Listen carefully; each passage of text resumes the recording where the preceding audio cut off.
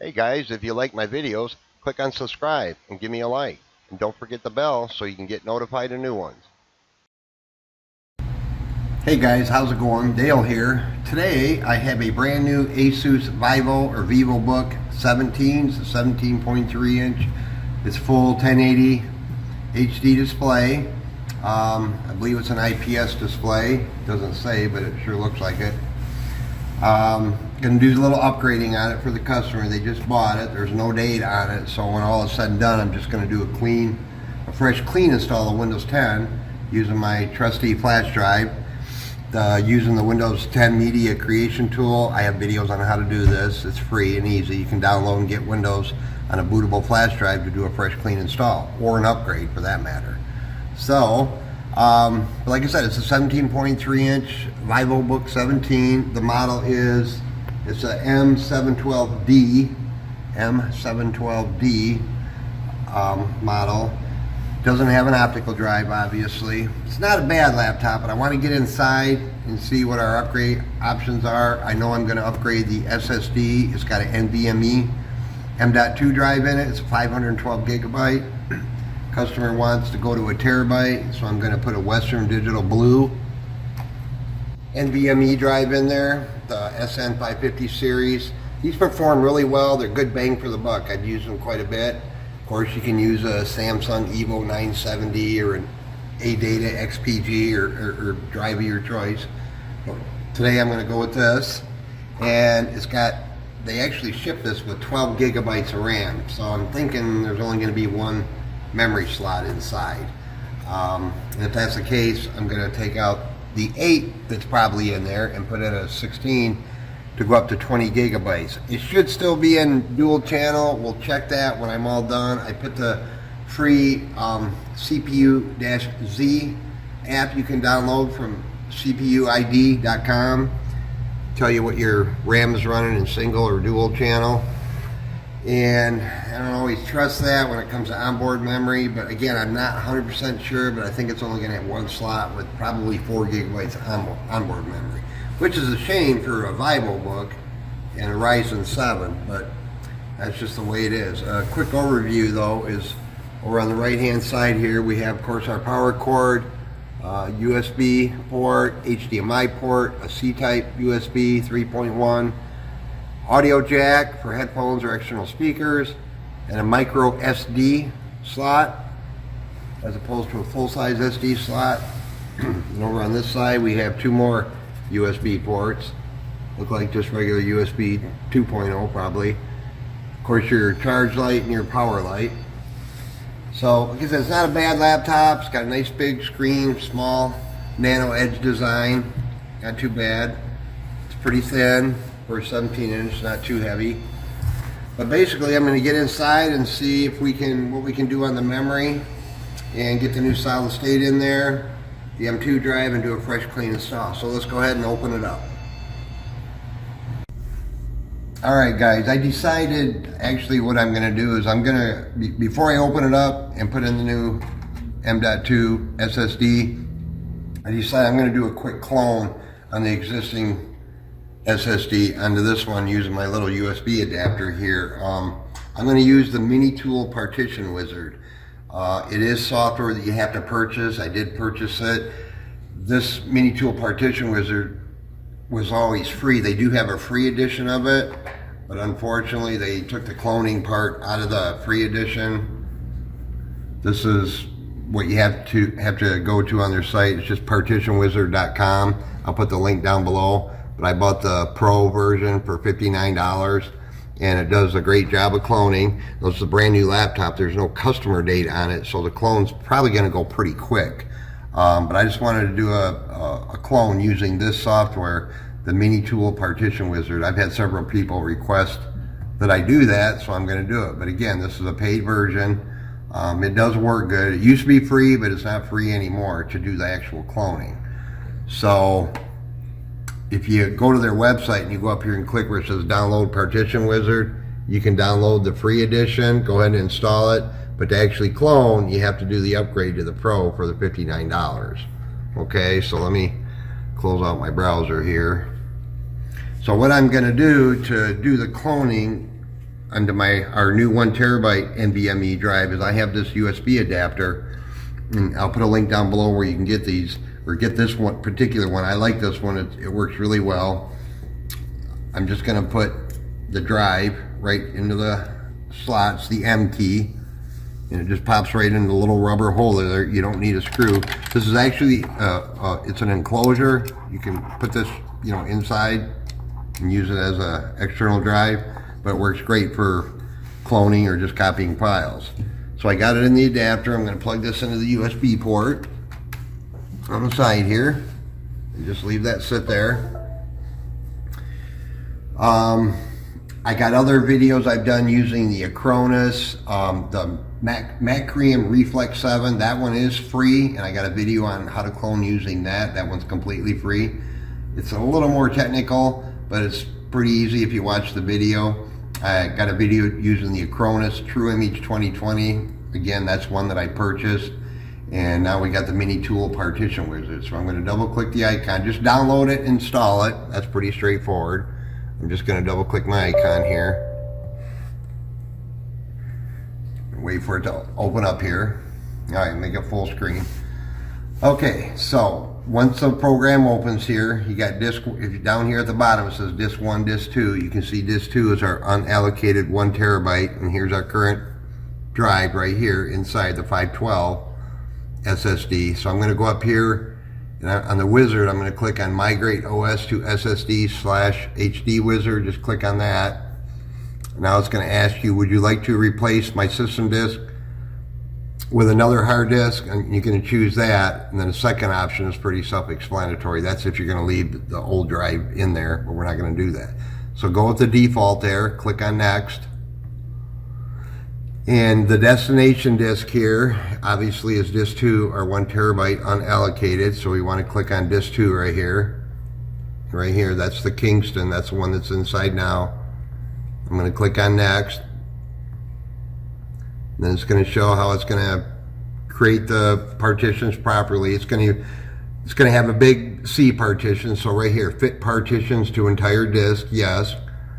And you can do a copy without any resizing, but we don't want to do that. So choose the first one. And down here you can customize the partitions, but we're not going to do that. Just going to make it simple. So I'm going to go down here and click on Next. And we're going to click on Finish to boot from the new disk, blah, blah, blah, go into the BIOS, but we don't need to do that. So I'm going to click on Finish. And once you do that, over here in the bottom left-hand corner, you got to click on Apply right down here in the bottom in this program. Just click the Apply. And hit yes on this. To apply the pending changes, hit yes. Now it's probably going to tell me that I have to do a restart so it can clone outside the Windows environment, which is totally normal. Sometimes it'll do it within Windows, depending on how many background programs, apps, and things like that are running. Again, there's no data on this computer, but it's probably going to tell me that I have to do a restart. It's not out of the ordinary to do that, so don't panic if it tells you to restart. It's just reading all the information right now on the disk. So right here it says we got an option to restart now. You can hit retry, but it always just fails. So we're just going to click on restart now. So we'll just let that go. It shouldn't take too long because this is basically just got Windows on here with all the factory Asus stuff and the drivers. So it should be a fairly quick clone. You can see it's rebooting here. Now it's coming up with the partition wizard. It's going to start in 4, 3, 2, 1 seconds. Down here is our status, copying partition. Hopefully you can see that.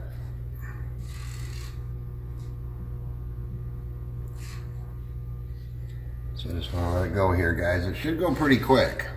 Then once the clone is done, we'll get back into Windows. I'll shut it down. I'm going to install the new M.2 NVMe drive and put our extra RAM in here. Just want to get inside and see what our options are. Like I said, I'm going to have links down below where you can watch my other videos for cloning with Acronis True Image 2020 or the Macrium Reflex 7, which is still free for now. But the MiniTool Partition Wizard they stopped letting you clone for free. I don't know, maybe 6 months, a year ago, something like that. But if you Google search the MiniTool Partition Wizard, it'll say, yeah, free clone. It's just not free anymore, guys.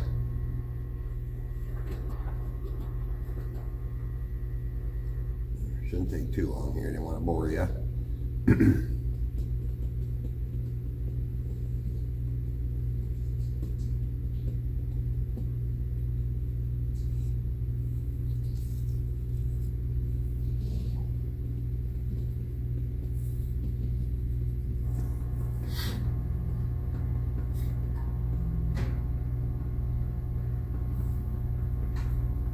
I think we're at about 77%. Again, if there was 40, 50, 60, 70 gigabytes of data and stuff on here, this clone process would take a little longer. But again, basically it's just a new computer out of the box. I figured, what the heck, let's just clone it.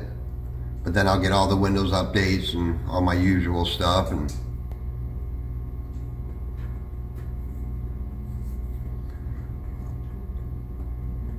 so it's been about not even 2.5 minutes yet. Don't forget to subscribe to my channel, guys, so you can watch some more of my videos in the future. I'd appreciate it.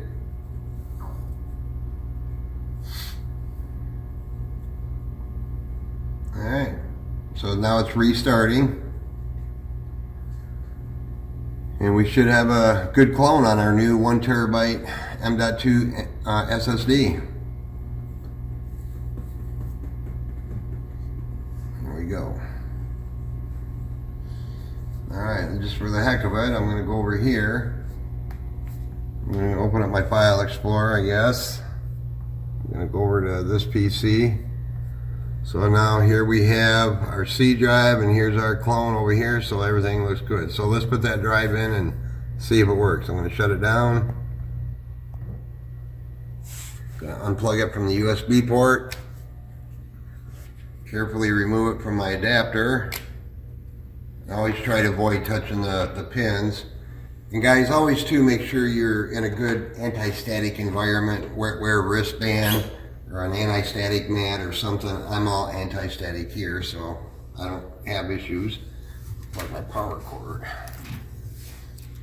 Alright, we're shut down.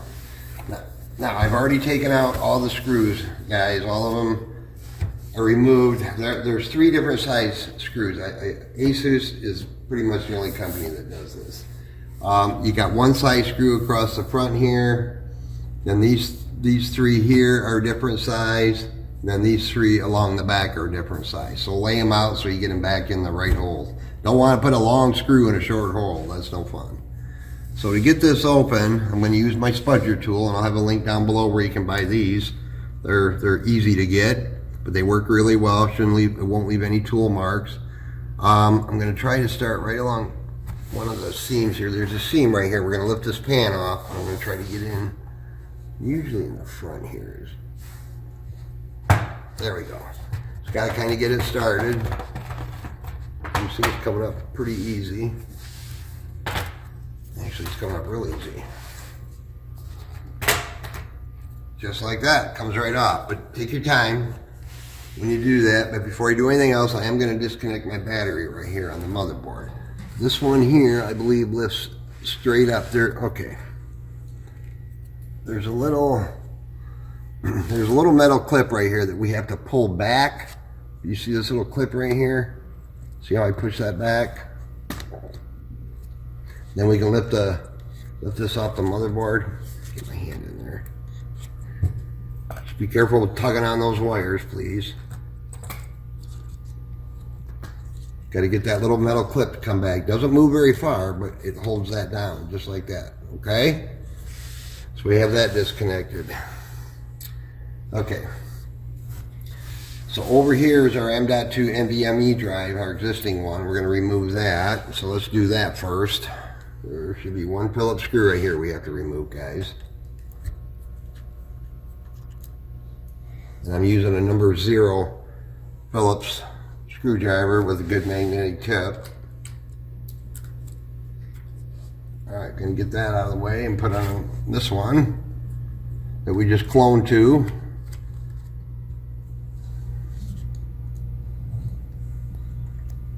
Looks like they put a little, I don't know if that's gonna come off or not. Yeah, I'm not gonna worry about that. Don't need to put that tape back on there.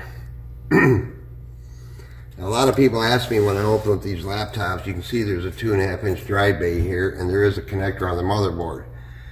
There are places, AliExpress, eBay, AsusParts.com, where you can look for these enclosures, these hard drive caddies they call them, in the SATA cable. They're really hard to find, but the best thing to do is go to Asus website and register. They like you to register, and you can contact support and see about getting maybe a caddy if you want to put a 2.5-inch drive in here. So we got the new SSD in here, and here's our, unfortunately there's one memory slot, and so that, and this is an 8 gig stick, and that means there's 4 gigabytes on board. I wish they had 2 slots so we could bump it up, but this is an 8 gig 24, it's PC4 DDR4 2400. So I got a 16 gigabyte stick of 2400 that I'm going to put in its place here. Oops, got to put it in the right way, Dale. Snap that right in. So with the 4 on board and this, now we got, what, 20 gigabytes DDR4. It should be in dual channel. I can kind of check that after I boot it back up. So we got the new RAM in there, the new SSD. Let me reconnect our battery here. You see here's our Wi-Fi card. If you wanted to put a new Wi-Fi 6 card in there, you can. Yeah, pretty straightforward. I'm not excited about this cooling setup they got here. The fan just kind of blows underneath the heatsink area here, it looks like. These Ryzens tend to run a little warm, but that's okay. Alright, let me hook the battery back up. So now we're just going to push this back down. Just make sure it goes down all the way. See, I'm pushing that back down. And there's our little metal clip here. Carefully slide that back over. Just enough to hold it down. So I got to get my finger in there. See how I pushed it? I know it's kind of hard to see, but that little tab right there is kind of over top holding that down, okay? So we got that hooked back up. Alright, so let me put the bottom pan back on here. Looks like we're good with our RAM, our new 1 terabyte. Should have 20 gigs of DDR4 now. I'm not going to put all these screws back in until I know everything's good to go. Just make sure you get the screws back in the right holes. Got 3 different lengths you're dealing with. Alright, just carefully flip it over. I'm going to go ahead and plug the power cord in just for the heck of it. Hit the power button. Now when you put in new RAM, don't panic. Sometimes it takes a minute for it to post for the first time. Okay, that wasn't too bad. It has to read the RAM, so looks like it's booting. Like I said, here's the drive we took out. It's a 512. It's a Kingston. Still a good drive. There, the clone obviously went good, booted right up. Let's go take a quick look here. So there's our new 1 terabyte. That all looks good. We'll go over here, let's go to system.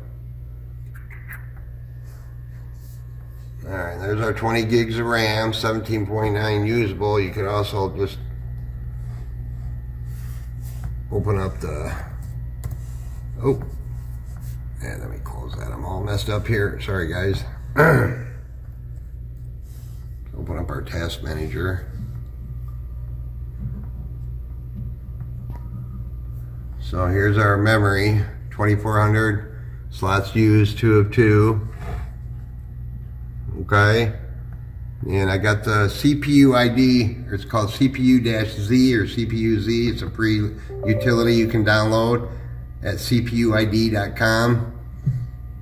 Give you a little more information on your processor and graphics. So if we go up here and I click on the memory tab, under channel number, it does say dual, but we got 20 gigabytes, so I guess it's running in dual channel. It really depends on the board, the manufacturer, the BIOS, if you're going to get dual channel, but apparently we have dual channel. So anyway, it looks like we got a good clone, guys.